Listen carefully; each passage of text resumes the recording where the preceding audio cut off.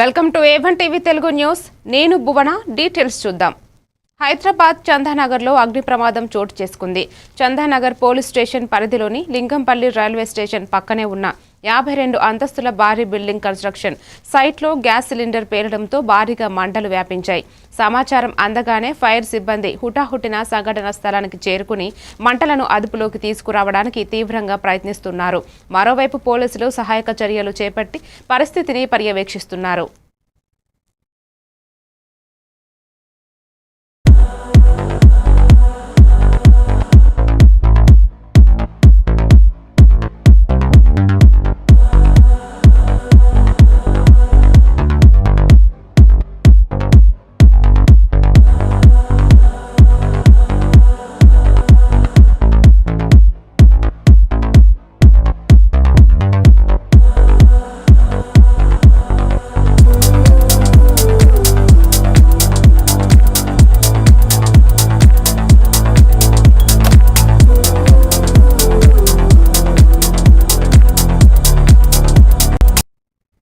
ఉపాధి హామీ చట్టాన్ని నీరుగార్చే లక్ష్యంతో కేంద్ర ప్రభుత్వం తీసుకున్న బిల్లుకు వ్యతిరేకంగా సిపిఐ ఆధ్వర్యంలో హైదరాబాద్లోని ఆర్టీసీ క్రాస్ రోడ్డు వద్ద భారీ నిరసన కార్యక్రమం నిర్వహించారు.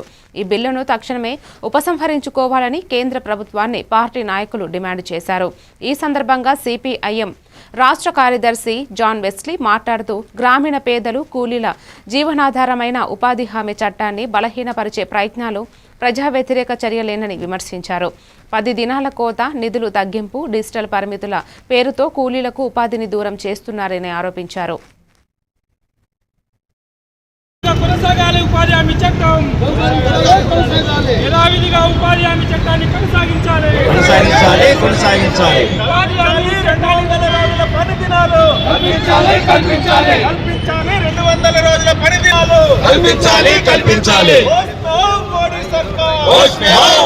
मोदी सरकार मुर्दाबाद जिंदाबाद सीपीएम जिंदाबाद सीपीएम సాహి ఎక్స్పోర్ట్ కంపెనీ కార్మికుల ధర్నా 11వ రోజుకు చేరింది. హైదరాబాద్ నాచారంలో సాహి ఎక్స్పోర్ట్ కంపెనీ కార్మిక మహిళలు తమకు 16,000 జీతం ఇవ్వాలని డిమాండ్ చేస్తూ గత 11 రోజులుగా రోడ్డుపైన ధర్నా చేస్తున్నారు. 15 సంవత్సరాలుగా కంపెనీ కోసం నిరంతరం పనిచేస్తున్న మాకు జీతాలు పెంచకుండా నానా ఇబ్బందులు పెడుతున్నారని, ఇబ్బందులను భరించలేక రోడ్డుపైన ధర్నా చేస్తున్నామని మహిళా కార్మికులు తమ ఆవేదన వ్యక్తం చేశారు. సాహి కంపెనీ యాజమాన్యం మహిళా కార్మికులకు వేతనాలు పెంచకుంటే రాష్ట్ర వ్యాప్తంగా ఉద్యమం చేస్తామని కార్మిక సంఘాల నాయకులు డిమాండ్ చేశారు. ధర్నాలో భాగంగా మహిళా కార్మికురాలు ఎండ తీవ్రం కావడంతో మహిళ కళ్ళు తిరిగి పడిపోవడంతో 108 ఆసుపత్రికి తరలించారు. ఈరోజు షాయి ప్రైవేట్ లిమిటెడ్ కంపెనీలో పనిచేసేటటువంటి 1600 మంది మహిళలు పెరుగుతున్న ధరలకు అనుగుణంగా వాళ్ళకి జీతాలు పెంచాలని చెప్పేసి వాళ్ళు పెద్దగా కోరుకోలే. 16,000 రూపాయలు జీతం ఇవ్వాలని, క్యాంటీన్ సౌకర్యం కల్పించాలని, అట్లాగే ఒక్కరోజు డుమ్మా కొడితే 800 కట్ చేస్తున్నారు, అది ఆపాలని చెప్పేసి 11 రోజులు అయినప్పటికీ కూడా యాజమాన్యం మేము చర్చలు జరుపుతాం, సంప్రదిస్తాం అనేటటువంటిది కాకుండా మీరు లోపలికి రండి, సాధారణ స్థితి వస్తే పెంచుదామని చెప్పేసి అంటున్నారు. జేసీఎల్ దగ్గర చర్చలు జరుగుతున్నాయి. నిన్న వాయిదా పడిన ఈరోజు వస్తామని చెప్పారు. ముఖ్యంగా ఈరోజు మహిళా కార్మికులందరూ కూడా తమ డిమాండ్ల సాధన కోసం సమ్మె చేస్తుంటే యాజమాన్యం డిస్టర్బ్ చేసేటటువంటి పేరుతో సీసీ కెమెరాలో లంచ్ టైం కూడా అర్ధగంట అని చెప్పేసి 10 నిమిషాల్లో తినాలని చెప్పేసి కూడా ఒత్తిడి చేస్తున్నారు. వరంగల్ జిల్లా నర్సంపేట నియోజకవర్గంలో సర్పంచ్ 3వ విడత ఎన్నికల్లో ఖానాపూర్ మండలం రంగాపురం గ్రామ సర్పంచ్ పిండి అనుషా కుమార్ సర్పంచ్గా 284 మెజారిటీ గెలుపొందినందుకు గ్రామానికి కృతజ్ఞతలు తెలియజేశారు. నన్ను గెలిపించిన గ్రామానికి అభివృద్ధి పథంలో నడిపిస్తానని ఎమ్మెల్యే దొంతి మాధవరెడ్డికి కృతజ్ఞతలు తెలిపారు. డ్రైనేజీ, సీసీ రోడ్లు, గ్రామాన్ని అభివృద్ధి పథంలో నడిపిస్తానని తెలియజేశారు.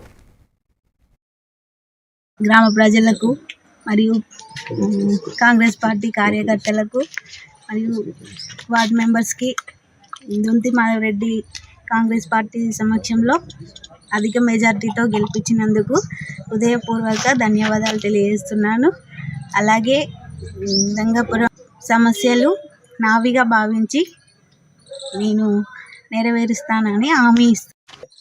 మా ఊళ్ళో ప్రధాన సమస్య సీసీ రోడ్లు ప్లస్ సైడ్ డ్రైనేజీ వ్యవస్థ గురించి ప్రజలకు వివరించి ఎలా చేస్తాము అనేది వివరించాము. ఈ అధికార పార్టీలో ఉన్నాం. ఎమ్మెల్యే మాధవరెడ్డి గారు కూడా మాకు అండగా ఉన్నారనేది బలంగా తీసుకెళ్ళి చెప్పడం జరిగింది. ఖచ్చితంగా ఊళ్ళో సీసీ రోడ్డు అంటే మామూలు రోడ్డు కాకుండా ప్రతి రోడ్డు సీసీ రోడ్డు ఉండేలా చేస్తామని ప్రజలకు వాగ్దానం చేయడం జరిగింది. అలాగే సైడ్ డ్రైనేజ్ వ్యవస్థ కూడా తీసుకువస్తామని మాట ఇవ్వడం జరిగింది. ఇంకోటి అర్హులైన ప్రతి పేదలకు గవర్నమెంట్ నుంచి వచ్చే ఇందిరమ్మ ఇల్లు ఖచ్చితంగా అర్హులైన పేదలకు ఇస్తామని చెప్పడం జరిగింది. వరంగల్ జిల్లా నర్సంపేట నియోజకవర్గంలో సర్పంచ్ 3వ విడత ఎన్నికల్లో కాన్హాపూర్ మండలం రాగంపేట గ్రామ సర్పంచ్ ఎలగందుల రాజు రాగంపేట గ్రామానికి కృతజ్ఞతలు తెలియజేశారు. అనంతరం మాట్లాడుతూ నన్ను గెలిపించిన గ్రామానికి అభివృద్ధి పథంలో నడిపిస్తానని, ఎమ్మెల్యే దొంతి మాధవరెడ్డి సహకారంతో నీటి సౌకర్యం, డ్రైనేజీ, సీసీ రోడ్లు గ్రామాన్ని అభివృద్ధి పథంలో నడిపిస్తానని తెలియజేశారు. శ్రీ ఎమ్మెల్యే గారు శ్రీ దొంతి మాధవరెడ్డి గారి సూచన మేరకు, మండల పార్టీ వారి సలహా మేరకు మా గ్రామంలో రాగంపేట గ్రామంలో కానాపూర్ మండల రాగంపేట గ్రామంలో మా కార్యకర్తలు, నాయకులు, యూత్ లీడర్లు, గ్రామ పార్టీ అధ్యక్షుల సలహా మేరకు ఏకపక్షంగా నాకు అంటే పోటీ లేకుండా కాంగ్రెస్ పార్టీ తరఫున అభ్యర్థిగా సర్పంచ్గా నన్ను అనగా ఎలగందుల రాజు గారిని ఏకగ్రీవంగా ఎన్నుకోవడం జరిగింది. అదే భాగంగా మేము ఎలక్షన్లకు వెళ్ళి నిన్న జరిగినటువంటి ఎలక్షన్లో మాకు 8 వార్డులు ఉంటే 8 వార్డులకు కంప్లీట్ 8 వార్డులకు కైవసం చేసుకొని భారీ మెజార్టీ ప్రకారం 274 ఓట్ల మెజార్టీతో మేము గెలుపొందినాము. ఈ దీనికి సహకరించిన గ్రామ పార్టీ నాయకులకు అండ్ గ్రామ ప్రజలకు, పెద్దలకు, యూత్ నాయకులకు, మహిళా మండలి నాయకులకు, మహిళలకు అందరికీ నమస్కారం, కృతజ్ఞతలు. ఈ గెలుపుకు నాందిగా నేను చేయబోయేది ఏంటంటే గ్రామంలోని ప్రతి ఇంటికి వాటర్ సప్లై కానీ, రోడ్లు కానీ, కనెక్షన్, వాటర్ కలెక్షన్ కానీ, ఏ సమస్య ఉన్న ప్రతి విషయాన్ని మాకు ఎస్టాబ్లిష్ అయింది. ఇప్పుడు సెకండ్ టైం ఇది ఎస్టాబ్లిష్ గ్రామ పంచాయతీ కాబట్టి ప్రతి ఇంటికి వెళ్ళి మేము ప్రత్యక్షంగా ఇదే పరంగా ఏ విధంగా అయితే ప్రతి ఇంటికి వెళ్ళి మేము ఓట్లు అడిగినామో ప్రతి ఇంటికి వెళ్ళి మేము సమస్యలు ఏంటి ప్రతి వార్డుకి వెళ్ళి వార్డు నెంబర్తో ఎంట పెట్టుకొని గ్రామ పంచాయతీ సిబ్బందిని తీసుకుపోయి మీ ఇంట్లో ప్రాబ్లం ఏంటి ప్రతి సమస్యను పరిష్కరించే దిశగా మేము ముందుకెళ్తాం. ఇవన్నీ కూడా మా మాధవరెడ్డి గారి సలహా సూచన మేరకు ఆయన.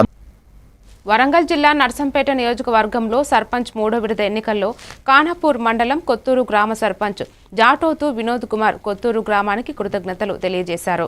ఆయన మాట్లాడుతూ నన్ను గెలిపించిన గ్రామానికి అభివృద్ధి పథంలో నడిపిస్తానని ఎమ్మెల్యే దొంతి మాధవరెడ్డి, మండల నాయకులు, గ్రామస్తులు కృతజ్ఞతలు. గ్రామ పంచాయతీ బిల్డింగ్, డ్రైనేజీ, సీసీ రోడ్లు గ్రామాన్ని అభివృద్ధి పథంలో నడిపిస్తానని తెలియజేశారు. నమస్కారం. కొత్తూరు గ్రామ కాంగ్రెస్ పార్టీ సర్పంచ్ అభ్యర్థిగా నన్ను ప్రకటించిన గౌరవనీయులు పెద్దలు నర్సంపేట శాసనసభ్యులు దొంతి మాధవరెడ్డి గారికి మరియు మండల నాయకులకు, గ్రామ నాయకులకు కృతజ్ఞతలు తెలుపుకుంటూ నిన్నటి జరిగిన సర్పంచ్ ఎలక్షన్లో భాగంగా గ్రామ ప్రజలు నా మీద నమ్మకంతో ఓటేసి అత్యధిక మెజార్టీతో గెలిపించడం జరిగింది. అందులో భాగంగా మా గ్రామంలో 10 వార్డు సభ్యులు నామినేషన్ వేయడం జరిగింది. అందులో 7 కాంగ్రెస్ పార్టీ అభ్యర్థులను గెలవడం జరిగింది. మిగతా 3 సభ్యులు బీఆర్ఎస్ పార్టీ గెలవడం జరిగింది. కొత్తూరు గ్రామ ప్రజల ఆశీర్వాదంతో ఈరోజు సర్పంచ్గా ఎన్నికైనటువంటి కాంగ్రెస్ పార్టీ అభ్యర్థి వినోద్ కుమార్ గారికి ముందుగా కాంగ్రెస్ పార్టీ పక్షాన, గ్రామ పార్టీ అధ్యక్షుని నా పక్షాన కూడా శుభాకాంక్షలు తెలియజేస్తున్నా.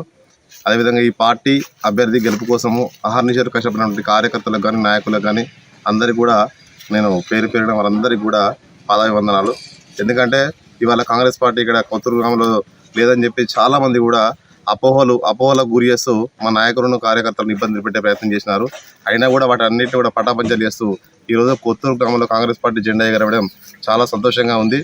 అదేవిధంగా సర్పంచ్గా జాటోతు వినోద్ కుమార్ గారిని మరియు అదేవిధంగా వార్డు సభ్యులందరూ కలిసి ఉప సర్పంచ్గా ముక్త కంఠంతో అందరినీ కోఆర్డినేషన్ చేసుకుంటూ రాబోయే రోజుల్లో గ్రామాభివృద్ధి అంటే ఇట్లా ఉంటుందని చెప్పేసి మేము వారికి దిక్సూచిగా ఉండే విధంగా మేము చేసి చూపిస్తామని చెప్పేసి ఈ సందర్భంగా తెలియజేసుకుంటూ మరో తెలుగు తేజం జాతీయ క్రికెట్లో స్థానం సంపాదించుకున్నాడు. కరీంనగర్కు చెందిన అమర్ రావు నిన్న జరిగిన ఐపీఎల్ సెలక్షన్లో రాజస్థాన్ రాయల్స్ తరపున ఆడడానికి ఒప్పందం చేసుకున్నాడు.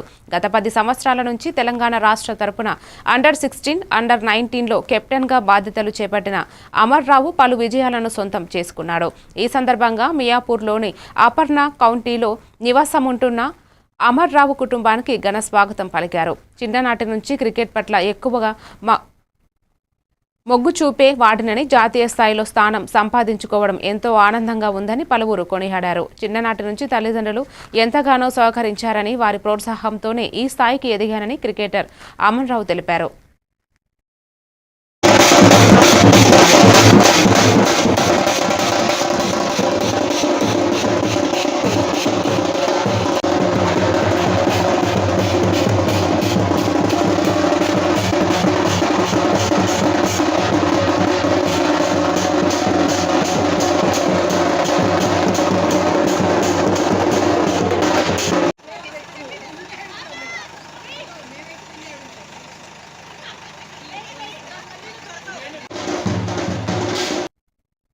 సూర్యాపేట జిల్లా తిరుమలగిరి మున్సిపాలిటీ కేంద్రంలో బీసీ జేఏసీ ఆధ్వర్యంలో రీలే నిరాహార దీక్ష చేపట్టారు.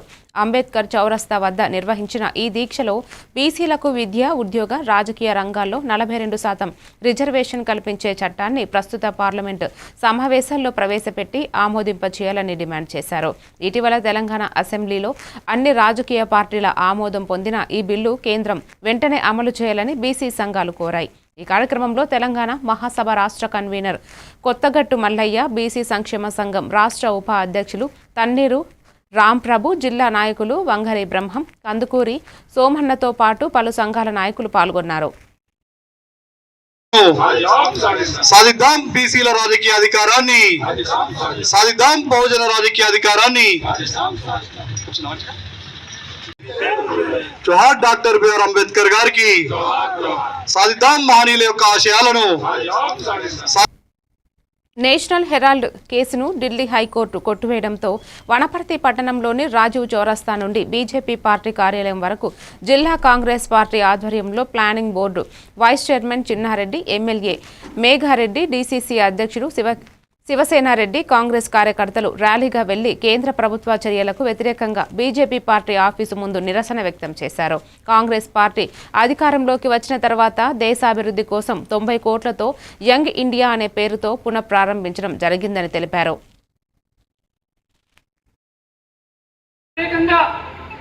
మనందరము ధర్నా చేస్తూ ఈ సమావేశం, అదేవిధంగా మీ అందరూ కూడా తెలిసినటువంటి విషయమే, ఈరోజు నేషనల్ హెరాల్డ్ అనేటువంటి ఒక పత్రిక, అది ఒక ఇంగ్లీష్ దినపత్రిక. గాంధీ గారి పైన, రాహుల్ గాంధీ గారి పైన ఈ పత్రికల లావాదేవీలలో తప్పు జరిగాయని వారు ఆరోపణలు చేస్తే, అలాంటి ఆరోపణల్ని అడ్డుగా పెట్టుకొని కనీసం ఎఫ్ఐఆర్ కూడా బుక్ చేయించకుండా వాళ్ళు ఈరోజు ఈడీతో, ఎన్ఫోర్స్మెంట్ డైరెక్టరేట్తో, సోనియా గాంధీ గారు చూస్తే ఒక పులి మాదిరి కనపడతా ఉంది, రాహుల్ గాంధీ గారిని చూస్తే ఒక సింహం మాదిరి కనపడతా ఉన్నాడు.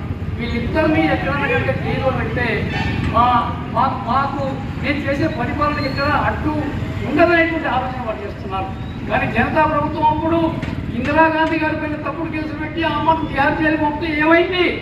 దేశవ్యాప్తంగా భారతదేశం తిరగబడి కేవలం 2.5 సంవత్సరాల్లో ఆ కాంగ్రెస్ పార్టీ ఏఐసీసీ, టీపీసీసీ పిలుపు మేరకు జనగామ డీసీసీ అధ్యక్షురాలు ధన్వంతి లఖావత్ ఆధ్వర్యంలో నేషనల్ హెరాల్డ్ అక్రమ కేసు పేరుతో బీజేపీ ప్రభుత్వం చేస్తున్న రాజకీయ వేధింపులను నిరసిస్తూ స్థానిక ఆర్టీసీ చౌరస్తాలో ప్రధాని నరేంద్ర మోదీ దిష్టి బొమ్మను దహనం చేశారు కాంగ్రెస్ నాయకులు.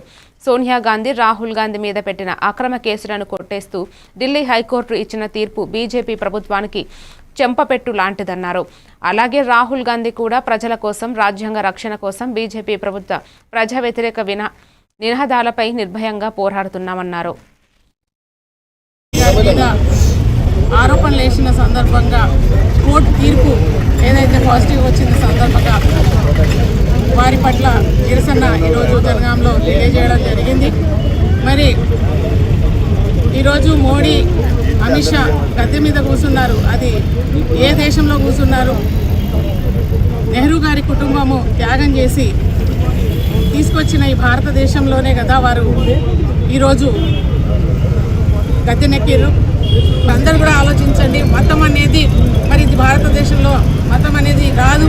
అందరూ కూడా, ప్రతి ఒక్కరు కూడా కలిసి ఉండాలి, అందరూ మంచిగా ఉండాలనే ఉద్దేశంతో కాంగ్రెస్ పార్టీ ముందుకు వెళ్తుంది.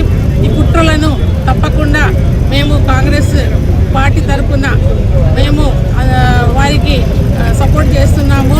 మరి ఈ కుట్రలు, కుతంత్రాలు ఏవి కూడా నిర్మల్ జిల్లా ఖానాపూర్ పట్టణంలోని అయ్యప్ప ఆలయంలో కేరళ తరహాలో ఘనంగా వేటతుల్లి పూజను నిర్వహించారు. కేరళ సాంప్రదాయంలో రంగులతో అయ్యప్పను అడవిగుండా మంగళ వాయిద్యాలతో బాజా భదంత్రీలతో తీసుకువెళ్లడం ఆనవాయితీ. ఖానాపూర్ పట్టణ శివారు అయ్యప్ప ఆలయం నుండి అడవి మార్గంలో కొమరంభీం చౌరస్తాలోని పంచముఖి హనుమాన్ ఆలయంలో ప్రత్యేక పూజలు నిర్వహించిన అయ్యప్ప స్వాములు భారీ సంఖ్యలో భక్తులు పాల్గొన్నారు.